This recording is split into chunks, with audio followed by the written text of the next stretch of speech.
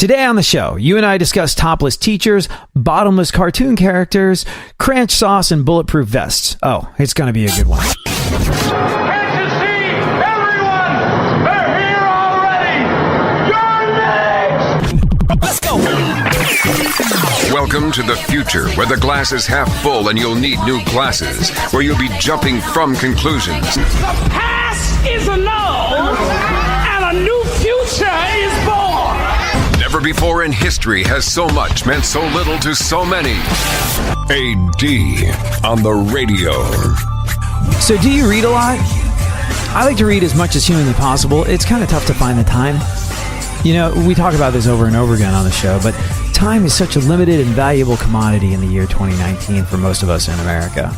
Like in the past, in our parents' day and age, if one person said to another person, "Oh, I went on the greatest vacation to wherever it was," the other person would say, "Oh, one day I'll save up enough money to do that," or "One day I'll be able to afford to do things like that." The restricting factor when it came to going on vacations, trips away, things of that nature, tended to be of a fiscal nature. Now, if you talk about a vacation, or if someone talks to you about a vacation, it's never, "I can't afford it," as much as it is, "I don't know where I'd find the time." There's so many people I know with so many unused vacation days. And you kind of get shamed for using those vacation days around the office. You get side-eye from your boss when you say, "I'm taking these vacation days." "Oh, man, but you just used some of them last month." "Well, yeah, I got this coming to me." And "Oh, okay. All right, you better come back refreshed and ready to work." It's just the way it is. So the valuable commodity that we don't have a lot of in 2019 is time. We just can't seem to be able to spare any. So we don't read as much as we can. I tend to read, when on vacation. Usually when I'm flying. That's when I catch up on reading on a plane. Occasionally I'll have time to dive into it during the summertime. I really like to read during the summer. Only because not only are you reading, but also it kind of takes you back to those long, never-ending days of summer when you were a kid. I never read the books that were part of the summer reading program. I always crammed those in on the first couple days of school before the book report was due. But summer reading was the greatest. Man, if you're like me, your mom would drop you off at the library and you would just, you get that feeling when you walk into a library. At least I did. You're like, all of this to dive into, all of this to read, all of this to enjoy. And I could just wander around browsing. No one's going to tell me that I couldn't. Not like when you go to the news agent, as we called it growing up in England, and start browsing through comic books and stuff. And people say, "Hey, kid, that's not we're not a library." So what'd you do? You go to the library. Reading in the summertime makes me think of that. But did you hear about this book club? This book club in New York City? See, I've never joined a book club. As much as I love reading, as much as I value and treasure reading, I've never done that thing where you join a club full of people that all read the same book at the same time, and then you talk and discuss and share what you learned from the book afterwards. I think when I had the time, I would hear about that, and it sounded entirely too much like another year of English class. And now I'm vaguely interested in it. I just don't have the time. But I was especially interested to learn about the Topless Book Club. You hear about the Topless Book Club? Oh, man. This is a thing that's been going on in New York City for quite some time. Topless Book Club. That meets in Central Park. People go to Central Park, divest themselves of shirts and bras, and, well, read, and then talk about the book that they read, all without garments on their upper half. Yeah, I know. Little extra motivation to join a book club. Maybe wait till Braille Day. See what I did there? Here's the thing, though. The reason I bring that up is because it happens in New York City. Topless Book Club in New York City. Now, how is this pertinent and relevant to what we're discussing today? Well, the reason they can have a Topless Book Club in New York City is because that is completely legal. In New York City, if you wanted to, as a female, you could walk down the street without a top on. They've had topless beaches in New York for a while, but there was some legislation passed several years ago that made the freeing of the female nipple in public totally legal, acceptable. a thing that you could do without fear of recrimination, reprobation, or arrest. If you decide you want to let the puppies fly, go to New York City, walk around. There's nothing stopping you, at least from a legal perspective. And you know what? Quite frankly, I don't think there should be. I know in the real world, a woman walking around without a shirt or a bra on is going to be significantly more distracting. Oh man. If you were in New York City the way I was at the time, you might recall that there were some radio DJs back, I'm going to guess in the early 2000s that used to be on a station out there that I used to listen to. They were of the shocky jock variety, but they actually had was it Opie and Anthony? I think it was Opie and Anthony. They had this thing called Whip 'em Out Wednesdays, where you get like a Whip 'em Out Wednesdays bumper sticker, and female listeners of the show would occasionally flash you. Now, I don't know if that ever happened, but I think they did send topless models out in promotional vehicles. And if you had a Whip 'em Out Wednesday bumper sticker, the topless model would lean out of her car and show you the goods. I think the kibosh might have been put on that because at the time it wasn't legal and it was distracting. And I'll never forget, I saw it driving over the Queensboro Bridge once. There's a lot of traffic on the Queensboro Bridge going from Queens to Manhattan. And, well, you could perceivably, by doing that, cause an accident that could result in injury or loss of life or damage to personal property.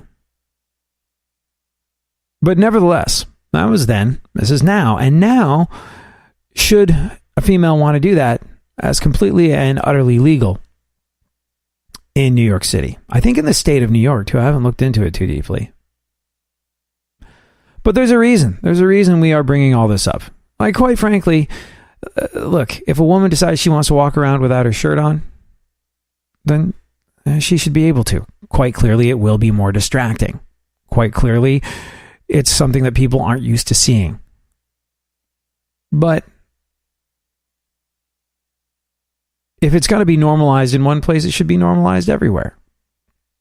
The fact, though, that it is a woman's legal right to walk around with sweater puppies unfettered at the moment brings us to a very interesting point with regard to what's happened to that math teacher in Long Island, in New York, where that sort of thing is legal.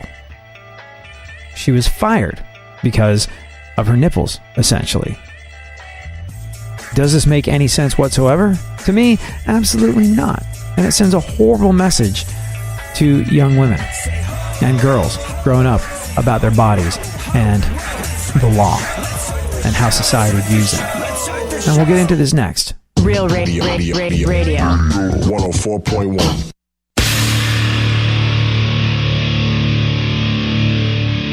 Where the left and right come together for fundamental truths. AD on the radio, on Twitter at ADSXE.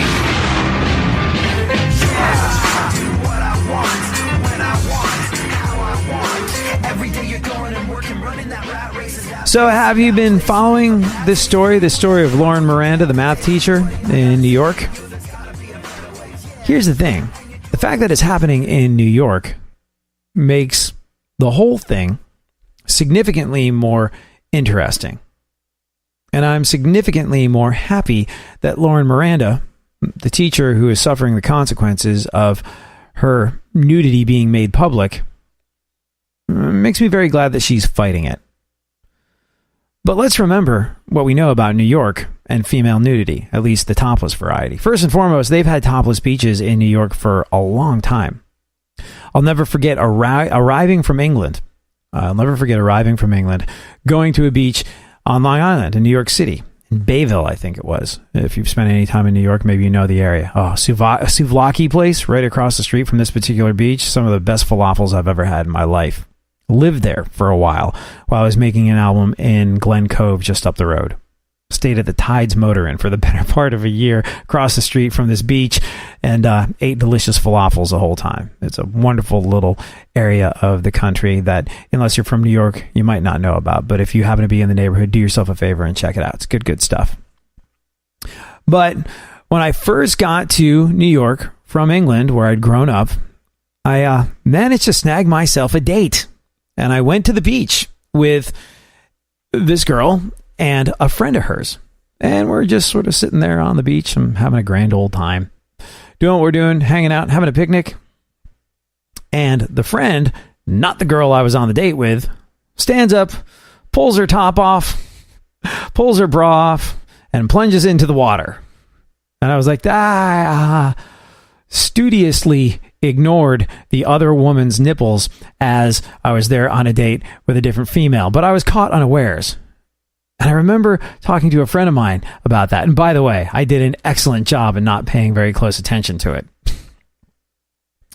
Especially because it was a shocking thing to happen and blew my ever-loving young mind, because bathing topless in England was not something I'd ever seen. I mean, beaches in England are a very different thing. People tend to go to them fully clothed, sit there on a beach chair with a blanket on top of them because they want to look at the water. They want to feel like they're on a beach. But it's England, so it's cold, it's gray, it's probably going to rain in a little bit, and it's a very different experience to going to the beach in America in the summertime, where women fling their tops off with reckless abandon and plunge into the surf. But I remember telling a friend of mine, I was like, dude, you won't believe what happened. I'm on a date with this girl, and she brings a friend, and the friend gets half naked and jumps into the water. What up with that? And he was like, oh, you haven't seen that before? Yeah, it's one of those beaches where it's legal. I mean, this is New York. There's topless beaches. It's not that big of a deal. It is to me. And they're like, well, yeah, it's a big deal, but hang around that beach a little bit longer and you're likely to see more instances of it. So that was, like I said, when I was a kid, so it was a long time ago. But New York has always had a bit of New York has always had a view of female nudity from the waist up that is a bit more evolved than other parts of the rest of the country. Cut to years later, it becomes completely legal as a woman to walk around New York City or New York or anywhere you want to, unfettered, unconstrained by bras, tops, things of that nature. If you want to walk around New York City completely topless, the streets of it, you can do exactly that. Which is why it makes it that much more important, I think, what Lauren Miranda, a 25-year-old middle school teacher of mathematics, is doing. Lauren Miranda, this 25-year-old teacher, has taught math at Bellport Middle School for the last 4 years. Now, she took a topless selfie and sent it to a boyfriend of hers, who also happened to be a teacher in that school district. She took a topless selfie in her bedroom in 2016 and sent it to an old flame, who I think was a current flame at the time. Also teaches in the school district. Like I said, somehow that leaked. I'm going to guess the former boyfriend maybe leaked it on purpose. But it leaked to at least one student in the middle school. Now, here's the thing.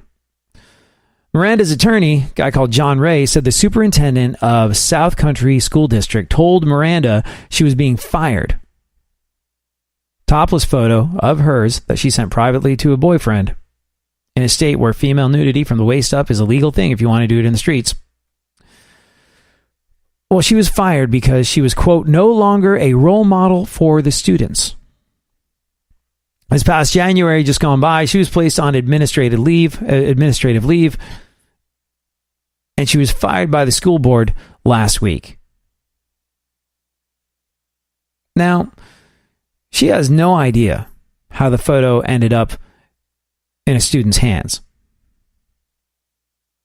It wasn't like she was inappropriately distributing it among her class. It was something she privately sent to a love interest, a boyfriend. And she was fired from her job. Here's the thing, though. She's not going quietly, and nor should she. She's planning on filing a $3 million federal suit for gender discrimination, alleging her rights as a woman were violated. She said, it's my breasts, it's my chest, it's my body. It's something that should be celebrated. What is wrong with my image? Now, this is a teacher with stellar reviews. She was reviewed Those reviews say things like highly effective teacher. And she makes a very, very interesting point. Besides the fact that she's fighting for her job, besides the fact that she is fighting back against being relieved of her livelihood, besides the fact she is fighting back against being told that she cannot do what is effectively her calling because she's no longer a role model, she said, what message are we sending to high school students? What message are we sending to girls who have their photos airdropped all over high school and sent all over? What message are we sending to them? To roll over when your picture gets exposed without your permission or consent? If I was to give up, how would I be a role model to them? And you know what? She makes an excellent point.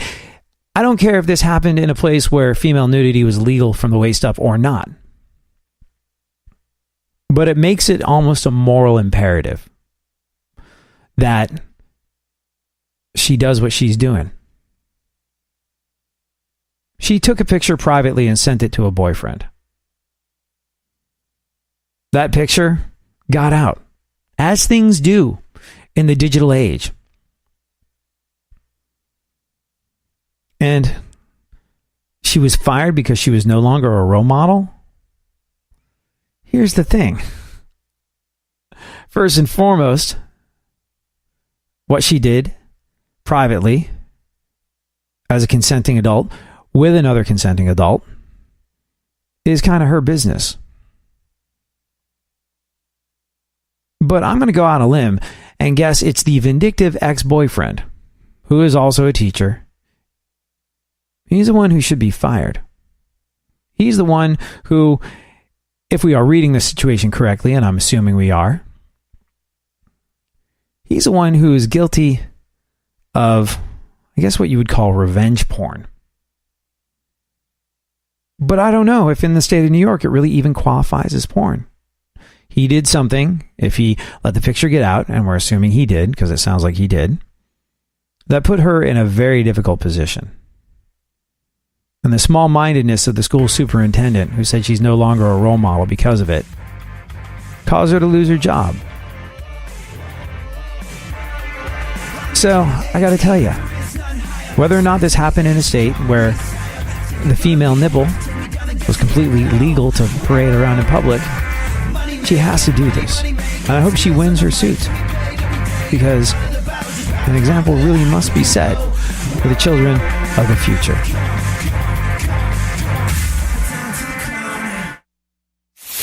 For more stimulation and less irritation, 9 out of 10 doctors choose KPRC AM 950, Houston's more stimulating talk radio. Don't get the blues, get all the news. We mean all of you guys out there in Radio Land. All aboard! He's back.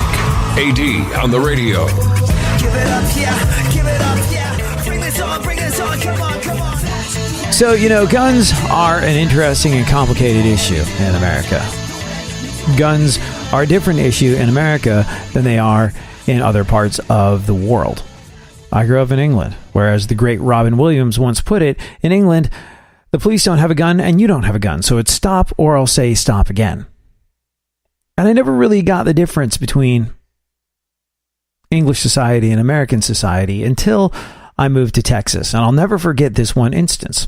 I'll never forget this one instance of somebody cutting me off in traffic, literally like a day or two after I'd arrived in Texas. And being from New York City, by way of London, I did what people from New York City tend to do when another person cuts you off in traffic. It's a knee-jerk reaction. There's a certain amount of honking. There was a certain gesture out the window that I was a purveyor of in that instance. As I pulled up behind the person that had cut me off, though, as we both pulled up to a traffic light, I noticed something that I'd never seen in any car before, in any vehicle I've ever pulled up behind before, or I had ever pulled up behind before, and that was a shotgun mounted on the back window. Yeah, a guy had a gun rack, and in it was a gun. And I was like, maybe I won't honk and flip this guy off anymore. That seems like a thing. And I remember thinking, oh yeah, we're in Texas now where you can do that kind of thing. And I remember thinking, gee, maybe that old quote really is right. Maybe an armed society really is a polite society. Because I determined to deal with my frustrations at minor traffic infringements moving forward in a different way as long as I was in the state of Texas where people had guns. I was like, maybe an armed society really is a polite society. But guns are an interesting and different sort of thing in America. Something that the rest of the world doesn't necessarily relate to. Guns are intrinsically tied to our identity. Guns are intrinsically tied to our sense of freedom. Maybe not yours, but, in general. They're tied to a sense of freedom in a way that they're not necessarily in other parts of the world. Guns are intrinsically part of the American DNA. Now, there are those people that say, while guns are a part of the American DNA, while they're part of our identity, while guns and liberty are intrinsically related to one another in America, we should make it more difficult for people to get guns. We should screen people a little bit more carefully. We should make folks jump through more hoops before they can own a firearm. And there's a lot of people who would say that's contradictory to the whole idea of freedom. That's letting the government control your access to guns. That's why we need guns to be able to stand up to tyranny when it presents itself. These are the arguments that go back and forth. The people that would argue for anybody being allowed to have a gun, well, folks like this are not making their lives easier. Hear about the two guys in Arkansas? Yeah. There are some people, not me, I certainly wouldn't be so callous, but when I've talked about this with some people, there are some people that have said, I'm surprised this is legal. If you want to be this dumb, go for it. Let natural selection play itself out.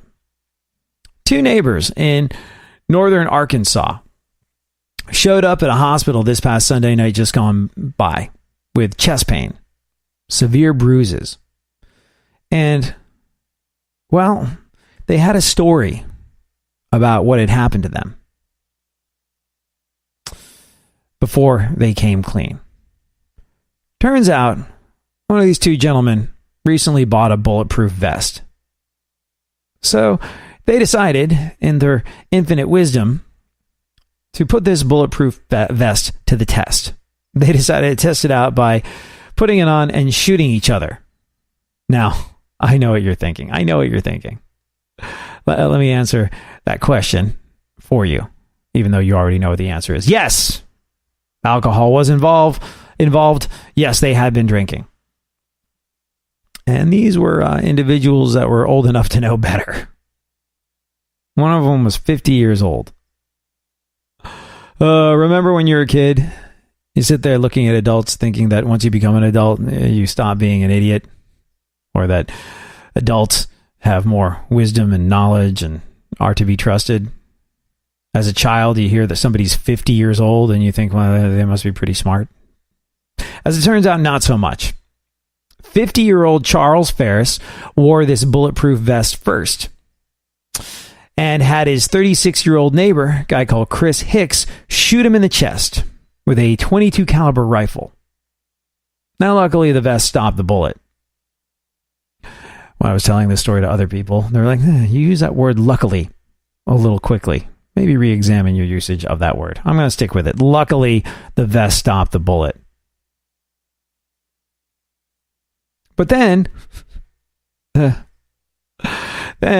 this guy, 50-year-old guy who put on a bulletproof vest and told his neighbor to shoot him in the chest, was angry. He was mad. He was like, that hurt. That really hurt. I am angry about how much that hurt. Yeah, he was angry about how much it hurt when he requested someone shoot him in the chest. So what do you do in these situations? I mean, what's the natural, even-tempered thing to do?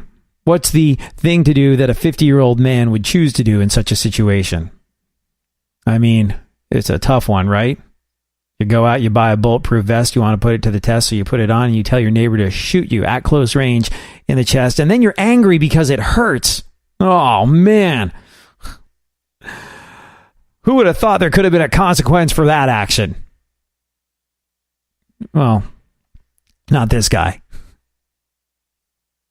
He was so angry at how much it hurt, he told his neighbor, Chris Hicks, 36 years old, not quite as advanced in years as his 50-year-old neighbor that asked to be shot in the chest, but still old enough to freaking know better. He told Chris to put the vest on and then unloaded a clip into his back. Yeah. Shot him multiple times at close range in the back. Now, one thing that I can't seem to find in this story is the maker of the bulletproof vest. I got to tell you, I'm not in the market for a bulletproof vest, but if I did feel as though I needed some sort of Kevlar in my life, I would like to know very much what this bulletproof vest was because, like I said, shot him in the chest. It hurt, did not penetrate. A full clip was unloaded into this guy's back, and this vest stopped all of those bullets too. Impressive stuff for this vest. But do you see where I'm going? Do you see where I'm going? When this sort of thing happens, it puts a bit of a dent, a bullet-sized dent, in the arguments of folks that say, hey, responsible Americans deserve to be able to protect and defend themselves. You shouldn't have to have a waiting period. You shouldn't have to jump through all these hoops. It is my right to own this firearm and use it as I see fit because I'm an adult American. When stories like this get out, it makes those arguments a bit more difficult to uphold. By the way, do you watch the Alaskan Bush People show? It has become one of my semi-guilty pleasures. I don't know how I got hooked into it, and I'm not hooked into it, but I've seen more than a couple episodes of it. Maybe you've seen it, maybe you haven't. But it did really make me think about the argument for gun ownership. And there's so many people in America that would say, you can't have any guns. No more guns. No guns allowed. We need to do away with guns. This is an epidemic. Guns can't be made available to the public. There's horrible amounts of bloodshed happening in America, and this needs to stop. Therefore, no more guns. You take a look at 5 minutes of the life of someone who lives in that situation, someone who lives in the wilderness, someone who lives in the Alaskan bush. There's absolutely no way you can exist in some conditions that a lot of people choose to live in America. You don't have to go as far as the Alaskan bush. You don't have to go to that extreme. But there are some situations in America where you must have a gun. There's just no way to get through life without one, whether you're an Alaskan bush person or not. So you see why some people in situations like that one would go, well, hold on. I need to have a gun. You can't take away my right to have a gun. It's sort of intrinsic to survival. It goes deeper than people going, liberty, guns, freedom, come and take it. There's plenty of people in this enormous country of ours that live very differently from folks that say that guns need to go away completely. And you watch the Alaskan Bush People show for like 5 seconds and go, there's no way. Absolutely no way you can get through this with a bow and arrow. But whatever the case may be. Gun advocates aren't being done any favors by folks like this. 50-year-old Charles Ferris and 36-year-old neighbor Chris Hicks, who took turns wearing a bulletproof vest and shooting each other. The best part was their cover story, though. Charles didn't want Chris to get in trouble, so he claimed that they were paid $200 to protect a, quote, asset, like something out of a movie. And then they got into a shootout while they were guarding it. We're heroes. We are protecting an asset. We're security guards. Sadly, Charles's wife blew their cover when she got to the hospital and explained what really happened, and now they're both facing charges for aggravated assault and up to 6 years in jail.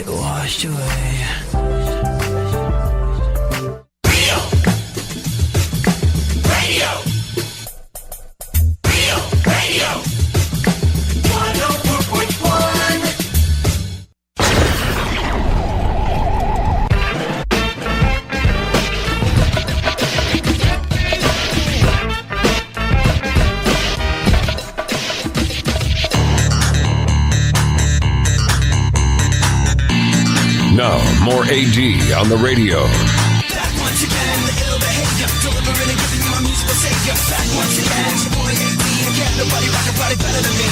Back once again. Ill behavior. Delivering and giving your musical savior. Back once again. Only 18 again. Nobody rock a body better than me.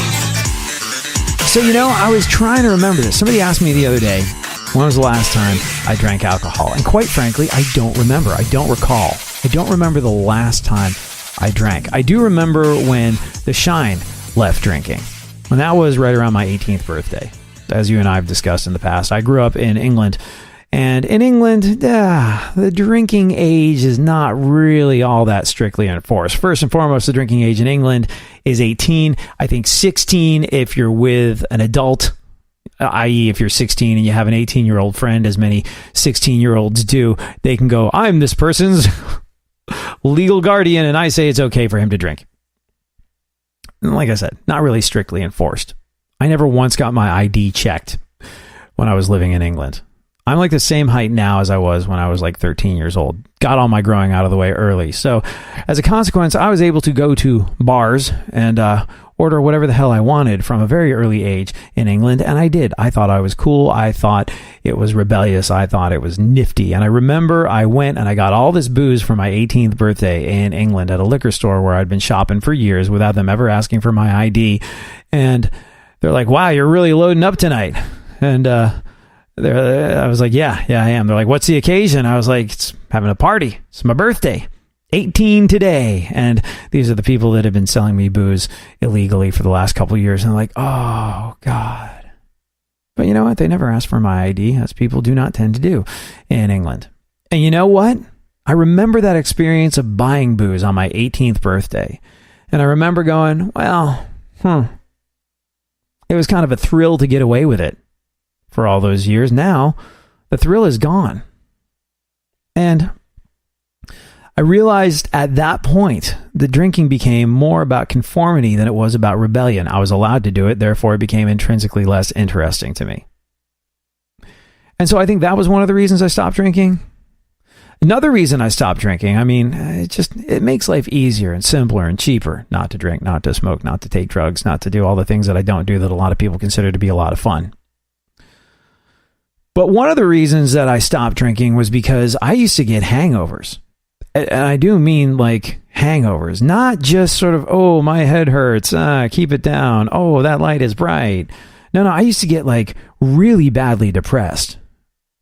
I guess alcohol is a depressant, right? And it affects everybody in a different way. But for me, a big part of the reason why I decided I didn't want any part of it was because I would, the next day after really having tied one on, feel like, oh, I'm a terrible person. The world is ending. What's the point of anything? I'm just a worthless piece of crap.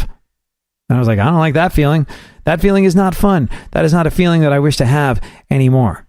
So deciding not to drink because the lows were significantly lower than the highs in that situation was an easy thing. And you know what? Had there been a cure for hangovers at the time, or now, you never know, although I've got no interest in drinking ever again. But had there been a cure for hangovers at the time, maybe life would have played out a little bit differently. But as Mark Norman points out, there are no cures for hangover. Not now, not then, probably not ever. Science just doesn't seem to be able to get it right. I feel bad. It's such a big event. I'm a little hungover. Isn't that amazing? We still can't prevent a hangover. We have all this medical research. I've tried the water. I've tried the pills. Nothing works. We can prevent children. We can't prevent a hangover, At least some people want kids. I've never woken up like, ooh, I am really hungover, but you know what? I think I want to keep it. Yeah, I got to cut back on the sauce, man. I blacked out last week. That's embarrassing. I'm too old for that. I told my roommate, he's like, oh, you blacked out? Ugh. That means you forgot to brush your teeth last night. I was like, wow, that is the least of my worries. I'm more concerned with the lipstick I'm wearing. Why sent my mom a dick pic? Yeah, she was like, family plan. These hangovers, people always talk about how honest you are when you're drunk. You hear that a lot. Get that guy drunk, he'll tell you anything. I feel like I'm way more honest when I'm hungover. When I'm drunk, I can lie all day. Cops like, you've been drinking? I'm like, no way. When I'm hungover, that's when I'm honest. My life's in shambles. I have nothing to live for, Yeah, your friend's like, you want to get brunch? You're like, I've never liked you.